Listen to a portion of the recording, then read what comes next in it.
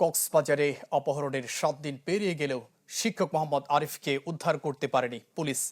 চট্টগ্রামে সংবাদ সম্মেলনে স্বজনরা জানান, গেল 28 সেপ্টেম্বর কক্সবাজারের পেকুয়া ফায়ার সার্ভিস স্টেশনের সামনে থেকে অজ্ঞাত 8 থেকে 9 জন অস্ত্রধারী সন্ত্রাসী তুলে নিয়ে যায় আরিফকে। পরে অপহরণকারীরা বিভিন্ন সময়ে বিভিন্ন অঙ্কের মুক্তিপণ দাবি করে। সবশেষ গতকাল মোবাইলে 50,000 টাকা পাঠানো হয়, কিন্তু তাতেও কোনো রকম সন্ধান মিলছে না। এ নিয়ে দুশ্চিন্তায় আছে আরিফের 3 সন্তান ও স্বজনরা। শিক্ষক আরিফকে ফিরে পেতে সরকারের কাছে সহযোগিতা চান স্বজনরা। অপহৃত Arif Pekua central school and কলেজের শিক্ষক। আমি আমার বাচ্চাদের সাথে একটা কথা বলার সাহস করতে পারছি না। আমি কি জবাব দেব?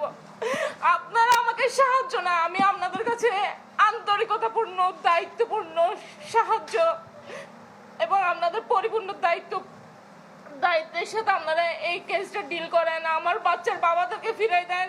আমার শাশুড়ি অসুস্থ হয়ে গেছে, বিছানায় পড়ে গেছে। আমার শাশুড়ির বয়স 80 বছর।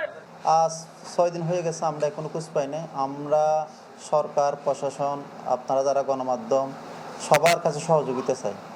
সবার সচেতনমূলক অ্যাক্টিভিটিস আরও জোরদার চাই।